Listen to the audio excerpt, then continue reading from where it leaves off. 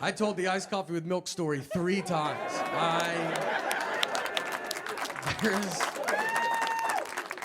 I kept just doing it. I was like, all right, I'm gonna do it one more time. I don't think y'all were listening.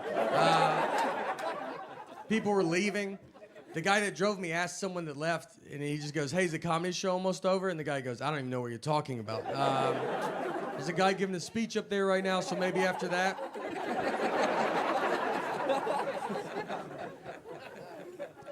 So we get done, and then the guy comes up. You know, I have to talk to him. And I was like, look, I'm sorry, man. I used to be able to do comedy, and I lost it. You know, it's over.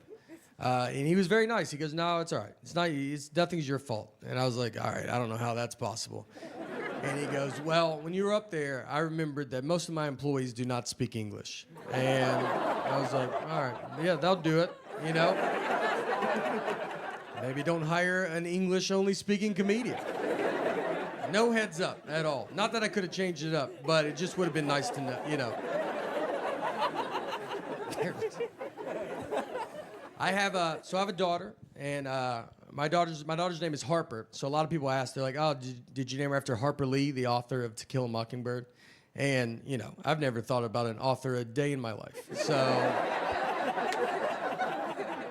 that never occurred to me. I mean, my middle name's Lee, and just never crossed my mind. I love having a kid. I love when kids cry. It's just innocent. I love how innocent it is. They cry over a tag in their shirt. And I mean, they're bald. Just, they don't like, it feels weird. And then, I mean, if you walk, like, is your house on fire? Like, I've never seen someone cry this much. It's over nothing. She's on her iPad a lot. You know, that's the hard part. You got to get these kids off. You don't want technology all the time. She just sits there on her iPad. She wants to be a YouTuber, which as a comedian makes me furious. She watches all these kid YouTube videos, and now she makes her own videos. It's just her sitting there going, hey guys, what's going on? Click the links below, subscribe, leave a comment. None of this is anywhere but my phone. I got 90 hours of this, not on YouTube. Me and her mom are the only subscribers. She just watches kids playing with toys, too. Like, that's what's crazy. It's not like a show. I'd be fine if she watched a show. She watches just a kid that's like, hey, you don't have this toy? I do. You want to see me open it? It's got 5 billion views. It looks like we buy her nothing. Like, we just show her, if you want to watch a kid have fun, but you're never going to have fun in this house. We take her out. We go do stuff. I would take her to Chuck E. Cheese all the time. You can go there. They had COVID in '84. So it can't even survive in there. That's what... I mean, Chuck E. Cheese is rough. I don't know if you've been there in a while. They look like they're trying to go to business and they can't. They filed for bankruptcy and they're still open. They called Blockbuster and they're like, how do you get out? We want out.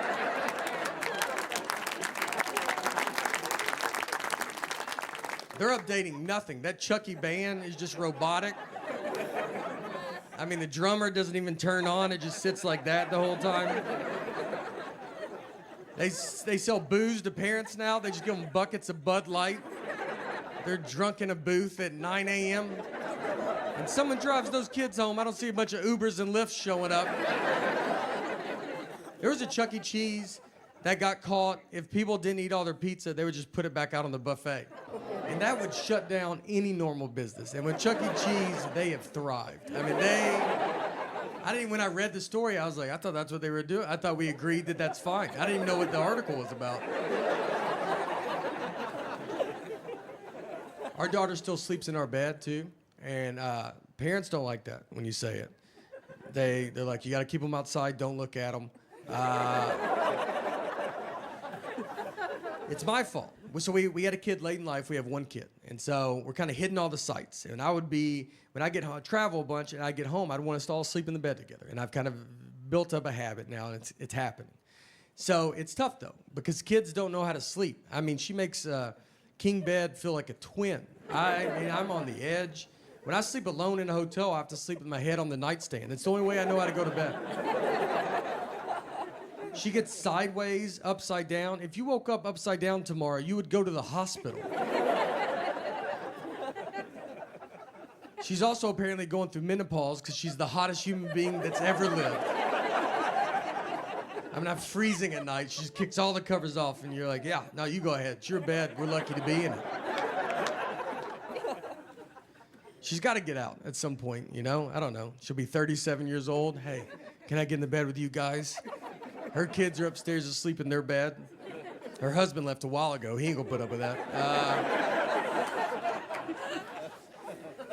I remember I would fall out of a bunk bed. I slept in a bunk bed. I was on the top bunk, and I would get over a railing and just fall 6 feet to the ground and just land. I mean, you don't catch yourself. It's just whatever hits first. All your body weight just lands on your head. I got a full-blown concussion. I'm crying. My parents are like, just go back to a deep sleep for 7 hours. I've had 3 concussions in my life, and none of them because of sports. Just living life, man, you know? Stuff happens to your head. What are you gonna do? One was in high school. I got pushed into a wall head first, and it took them 3 class periods to figure out I had a concussion. That's how much I was bringing to the table. I mean, 2 teachers didn't even notice, and the third one was like, he wasn't facing forward, and that's when I realized he's one of the better facer forwards I've ever had. So I knew. My biggest concussion was when I was 12 years old. I fell down a cliff. So I grew up in Old Hickory, Tennessee, and we used to climb down this cliff into Old Hickory Lake, and we'd done it a ton of times. And so one day I slip and fall. So my friend that I'm with, he goes and gets my mom. There was a guy fishing in a boat down in the lake, and so he sees me, and he gets me into the boat. And then he takes me over to some stairs, which he had to be like, why didn't he just use these stairs? I mean, they were right next to that cliff. Like, it didn't even make sense. There was 2 guys at the bottom of the steps, and he goes, hey, this kid fell. Can you carry him up? So they carry me up, and my mom's in an ambulance in her pajamas. My dad, who I think everybody knows now is a magician, and he's doing a show in a full tuxedo. So when they get to the hospital, the doctor starts talking to my parents. I mean, my mom looks homeless. My dad's in a tuxedo.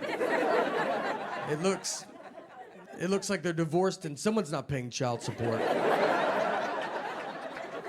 So we have never known who was in the boat or the guys that carried me up those stairs. We've never known who it was. And we always wanted to thank them. I mean, those guys truly saved my life. And we could just never find out who it was. So we've never known. So I tell you that to tell you, last year, my dad he's doing a show. He does these magic shows in prisons. So he's doing a show in a prison. And during the show, one of the inmates just stands up and says, I know your son, which is probably not the best place as a father to hear that. Just like, I know your boy. He keeps his mouth shut. He's good people. So my dad, he goes, hey, he's like, all right. He goes, how do you know my son? And he was one of the guys that carried me up those stairs that day. I mean, I promise, I was 12 years old, and we've never known who carried me up those stairs. And it was him and his brother, and then his brother saw me on the Tonight Show and was like, that's that kid that we carried up those stairs that day.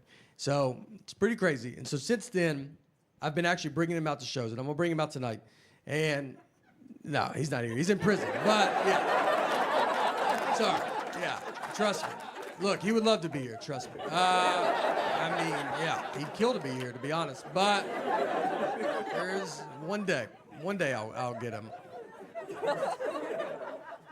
I did find out why he was in prison, which was crazy. So it was that same day. They just carried a body down those stairs. And you can imagine the frustration to then be handed another body. And you're like, dude, are you serious, right? Like, we just did this, man, you know? All right, that part I made up. But the rest of it's true. Our daughter is in 3rd grade, and for 1st grade, she started taking the bus. And it was the first time she ever took the bus. So if you know as a parent, you walk them to the bus stop. It's very fun. And so we got her on the bus. She went to school. At the end of the school day, someone from the school called my cell phone. They have my wife's cell phone. They have my cell phone. They called my cell phone, and she said, hey, do you know what bus number your daughter's supposed to be on? And I said, I'm her dad. As in, are you crazy? Like, I was like, this is how you thought you would get this information, was to call the dad? You saw a mom and dad's cell phone. You go, I bet the dad knows. I was like, do you have parents? Have you ever seen a family before? You thought, let's call the husband? Unless there's 2 husbands, you should never call a husband a day in your life. I would rather you ask a lady that doesn't know her. I think she could get to the bottom of it quicker than I can. I had to go get her. I go, all right, I'll come get her. Tell me the name of this school and I'll come get her. Where does she go? A lot of kids, when you pack lunches now, you got to be careful because a lot of kids have peanut allergies now. And our daughter actually has cashew allergy with tree nuts. And so I don't know what tree nuts are, but it could kill my daughter. The doctor just goes, can't have tree nuts, and that's it. He left. And I was like, we'd love to know. I don't know where nuts came from, but apparently they come from 2 different places, and one of them's a tree.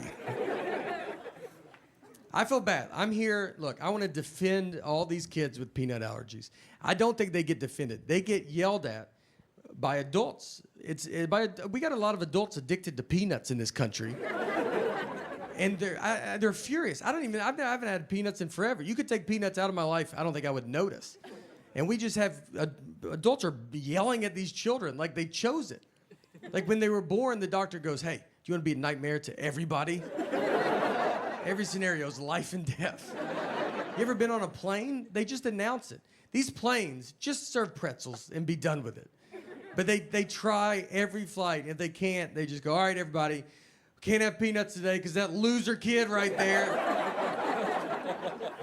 And these grown-ups are booing them. I mean, the reason I'm on the flight is for the peanuts. I don't even know where it's going.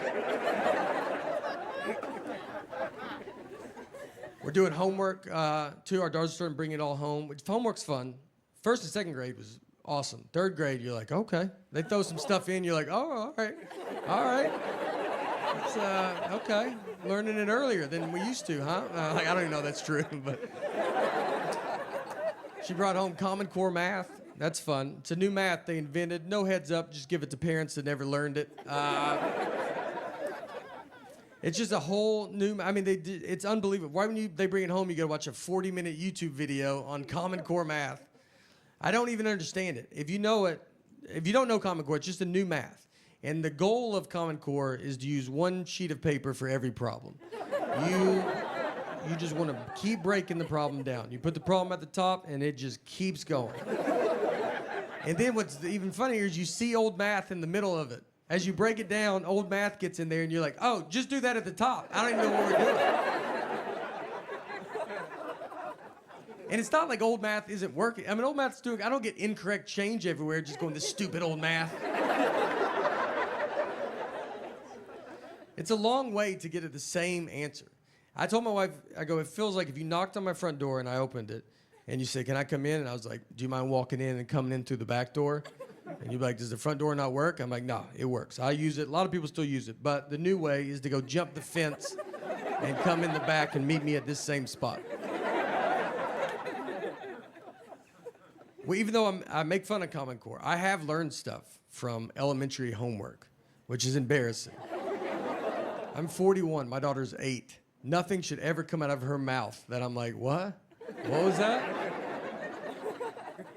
I learned when to use a or an in a sentence. I didn't know that there was a rule in play. I thought you felt it out, you know? You just go, that feels right, and that's what you do. I do the same thing with a comma. I never known where a comma's supposed to go. If I feel a comma's coming, I try to get out of that sentence so bad. And if I can, I just put a comma and see if someone says something, you know? If they're like, is that a comma? I'm like, isn't my comma button has been sticking on my phone.